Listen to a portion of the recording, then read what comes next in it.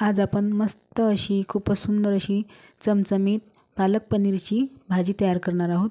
कमीत कमी मसाल्यांमध्ये ही भाजी मी तयार करून दाखवणार आहे आणि याच्यामध्ये मी कुठल्याही प्रकारची क्रीम वगैरे टाकलेली नाही आहे, तरी पण खूप सुंदर अशी ही भाजी तयार होणार आहे, अगदी हॉटेलपेक्षाही खूप छान अशी। तरी तुम्ही पुष्पाज किचन मराठीला सबस्क्राईब करायला विसरू नका। आणि इथे मी खूप छान अशी सोपी पद्धत दाखवलेली आहे तुम्हाला, तरी व्हिडिओला सुरुवात करूया। तर इथे मी ही पालक घेतलेली आहे, 2 जुड्या घेतलेल्या आहेत आणि फक्त पानच नाही तर देठंसुद्धा याचे मी वापर केलेला आहे। तर बघा मी पालकला उकळलेलं नाही आहे आणि डायरेक्ट इथे मी थोडंसं पाणी टाकून फक्त चांगलं बारीक करून घेतलेलं आहे, एकदम प्लेन बारीक करून घेतलेलं आहे। पालकला उकळलं नाही, त्याच्यामुळे याच्यातले कोणतेही जीवनसत्व वगैरे नाश नाही झालेले आहेत। खूप छान अशी आपली भाजी तयार होणार आहे।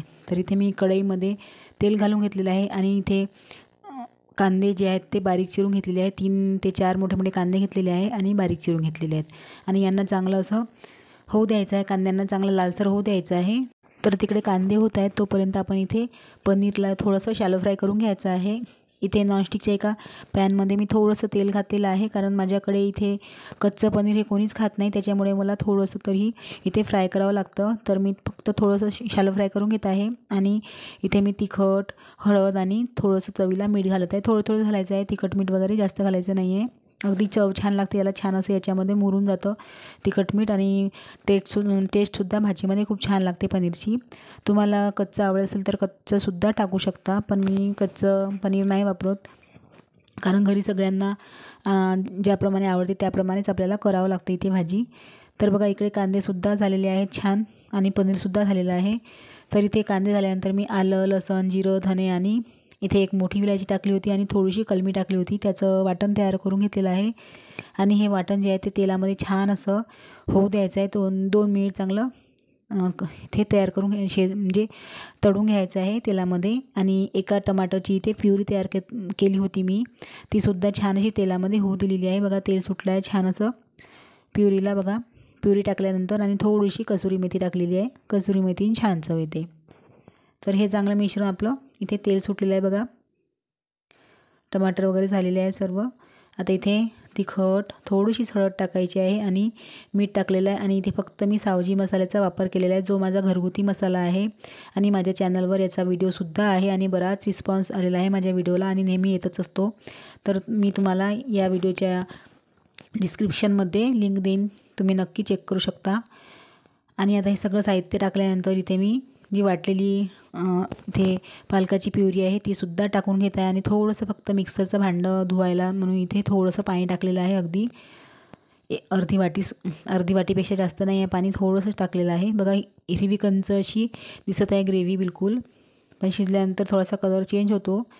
तर याच्यातले कोणतेही जीवन आपण जर पालक उकळलं तर त्यातलं म्हणजे पाणी वाया जातं आणि ते सगळं उकळल्यामुळे त्याचा टेस्टसुद्धा बदलतो, पण मी इथे उकळलेलं नाही आणि डायरेक्ट असे पालक छान अशी मिक्सरला फिरवून घेतली, त्याच्यामुळे चवसुद्धा तशीच राहते आणि खूप सुंदर अशी चव लागते। तर तुम्ही अशा प्रकारे नक्की करून बघा पालक पनीर।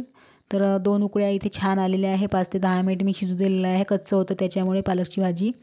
तर मी छान 2 वेळा झाकून ठेवून दिलेलं आहे आणि मस्त अशी उकळी काढून घेतलेली आहे आणि पालक छान शिजलेली आहे। आणि इथे मी बघा हे पूर्ण तळलेलं जे पनीर आहे शॅलो फ्राय केलेलं ते सुद्धा टाकून घेते आणि थोडंसं तेल होतं त्याच्यामध्ये, तिखट मीठ होतं म्हणून थोडंसं 1 ते 2 चम्मच छोट्या चमच्यानी पाणीसुद्धा त्याच्यातलं सगळं टाकून घेतलेलं आहे। अजिबात पानसट वगैरे होत नाही, खूप छान लागते आणि 2 ते 3 मिनिट अशीच उकळी काढून घ्यायची आहे, एकदा पुन्हा चांगले हलवून। तर झाकून ठेवायचं आणि बघा कसं छान असं तेल सुटलेलं आहे आणि मस्त अशी चमचमीत अशी भाजी जी आहे ती तयार झालेली आहे।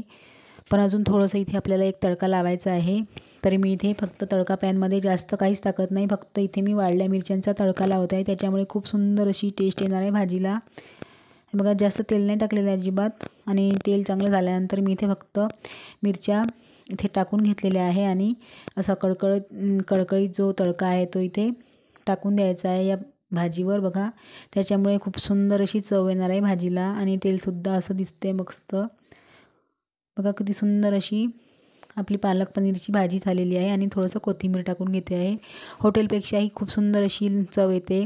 तुम्ही याच्यावर एखादा तुकडा पनीरचा किसूनसुद्धा टाकू शकता, दिसायला छान दिसावं म्हणून. पण मी एकदम साधी घरगुती स्टाईलने भाजी केलेली आहे, तरी पण खूप छान अशी टेस्टी झालेली आहे. आणि कोणतीही क्रीम वगैरे मी इथे टाकलेली आहे, कारण माझ्या घरी असं कोणताही क्रीम वगैरे आवडत नाही, म्हणून मी साधी सोपी ही भाजी इथे तयार केली. जर तुम्हाला माझे व्हिडिओ आवडत असतील तर प्लीज माझ्या चॅनलला लाईक करा, शेअर करा आणि सबस्क्राईब करायला विसरू नका. पुन्हा भेटूया एका नवीन छानशा रेसिपीमध्ये. तोपर्यंत धन्यवाद.